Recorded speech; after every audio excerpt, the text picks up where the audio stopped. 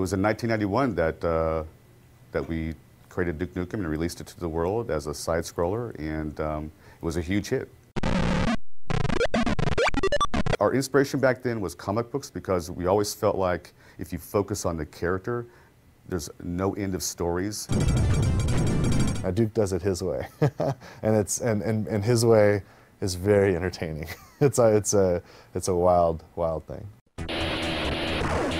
The original name for the game was actually called Heavy Metal, and the idea was to have sort of an anti-hero who was very much sort of a renegade in society and sort of, an ex-military guy who went rogue.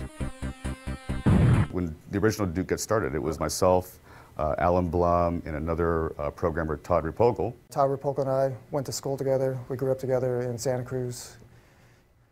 He started making side-scrollers and stuff, and while I was going to school at UCSC studying computer science, we were working on Duke Nukem 1 together. There's a guy I'd like to, anytime I have an opportunity, I like to call him out. His name's Alan Blum. And Alan, he created Duke. He and Todd Repogel, back in 1991, 92, created the original 2D side-scrollers of Duke Nukem. And, great fun games. And he's the one guy that from the very first moment of Duke existing, all the way through till today, has been involved in the Duke projects. It's very childish.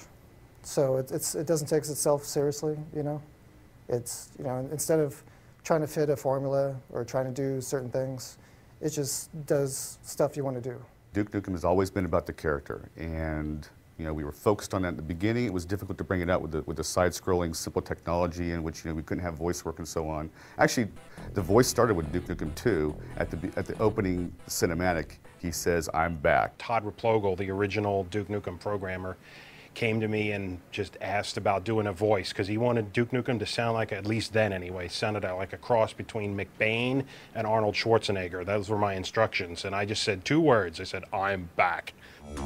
I am back. The original Duke that Todd and I were working on didn't really work well, and when George joined the company, he actually spent several nights kind of redesigning, and back in those days, it's like, it was EGA and very pixelated and stuff, but he gave Duke his little smile and gave it the yellow haircut and everything, and kind of really made the character look the way he still looks today. What? Did you think I was gone forever? Too long. We've waited too long, frankly. And I don't know if there's anything that could live up to the idea of 15 years of development, but this is absolutely a worthy successor and a worthy sequel to the game.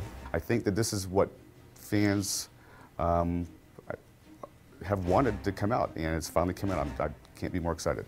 If you're a Duke fan, and especially you're one of the fans that hang out on the 3D Realms forums for all that time, refusing to give up, refusing to, give in to the naysayers or whatnot, you're going to have a blast with this because it is a hell of a lot of fun.